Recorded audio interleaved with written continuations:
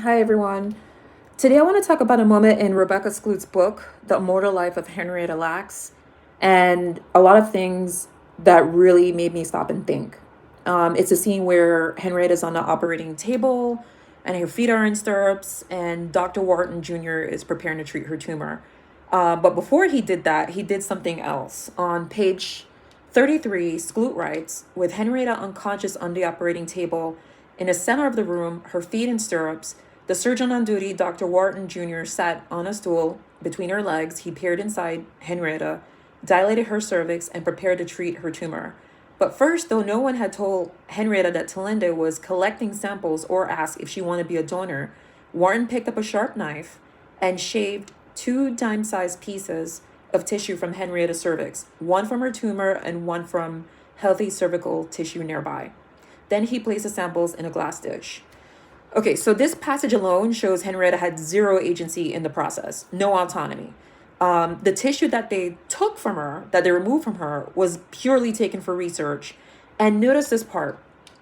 Though no one had told Henrietta, and the part where it says, or asked if she wanted to be a donor. That's chilling because it makes it clear she had zero control over what was happening to her body. Now, was this strictly because she was black? To answer that, the author does a good job in providing some context about hospitals at that time. On page 37, she states, there's no indication that Henrietta questioned him. Like most patients in the 1950s, she deferred to anything her doctors said. This was a time when benevolent deception was a common practice.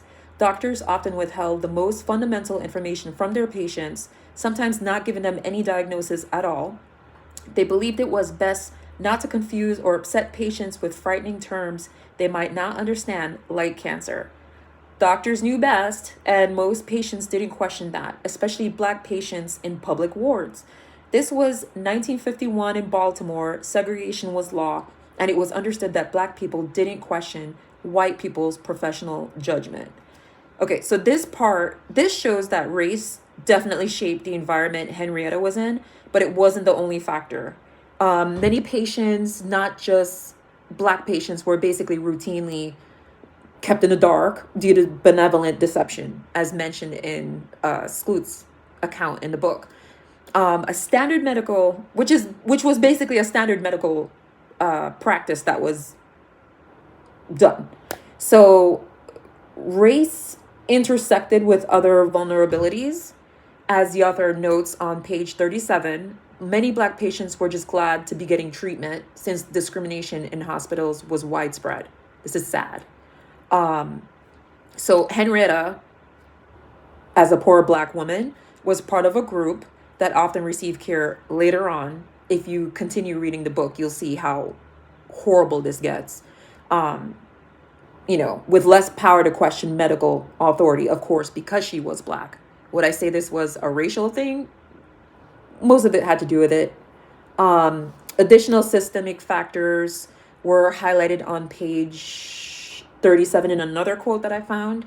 It says, according to Howard Jones, Henrietta got the same care any white patient would have. The biopsy, the radium treatment, and the radiation were all standard for the day. But several studies have shown that black patients were treated and hospitalized at later stages of their illnesses than white patients. Once hospitalized, they got fewer pain medications and they had higher mortality rates. So while Henrietta received standard treatment, the broader medical system disadvantaged black patients. Poverty, lack of agency, systemic inequality, and of course, race were all intersected. And it created a horrible, diabolical situation in which her tissue could be collected without her consent. Now, thinking about Henrietta's personal experience of illness, the book documents how clearly she expressed discomfort in many accounts, but she was not taken seriously. And again, on page 37, Skloot notes, the patient states that she feels fairly well. However, she continues to complain of some vague lower abdominal discomfort. Another part, it says, no evidence of recurrence, return in 1 month. This is what she was told. And this woman was in horrible pain as documented in the book. So weeks later, as a result, her pain worsened and her doctors basically recorded almost identical notes. They didn't care. Let's be real. Her symptoms basically were dismissed repeatedly until her tumor became advanced and nearly inoperable. There's even like a really degrading part in the story where she couldn't urinate. She went back multiple times having a catheter. It's horrible. It's worth a read, but it's terrible that this happened to a human being. Um, so, what differences could have empowered Henrietta? I think first, informed consent and transparency would have made a huge difference if she had been fully informed about her condition, um, and her treatment. She could have definitely participated in decisions rather than being completely at the mercy of her doctors. Another one is that demographics do matter.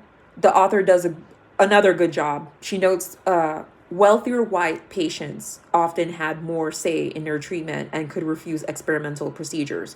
That could be found in page 36. And these patients could question doctors, request additional testing, and advocate for themselves. And Henrietta, being a poor black woman, a poor black patient, she didn't have that agency. Finally, I think support systems such as family and advocates in the hospital could have definitely made a difference, especially in Henrietta's case. Wealthier patients often had people to challenge doctors or ensure their concerns were taken seriously. Henrietta did not, and it left her particularly vulnerable. To wrap this up, Henrietta lacked the combination of information, social power, institutional privilege that could have definitely changed her experience. Um, you know, think about care in in the medical industry. It's supposed to be a top priority. At least it is considered a top priority today. Um, if Henrietta had the ability to question her doctors and insist on investigations or receive the advocacy that she needed, like white Hopkins patients, she would have had much more control over her health outcomes.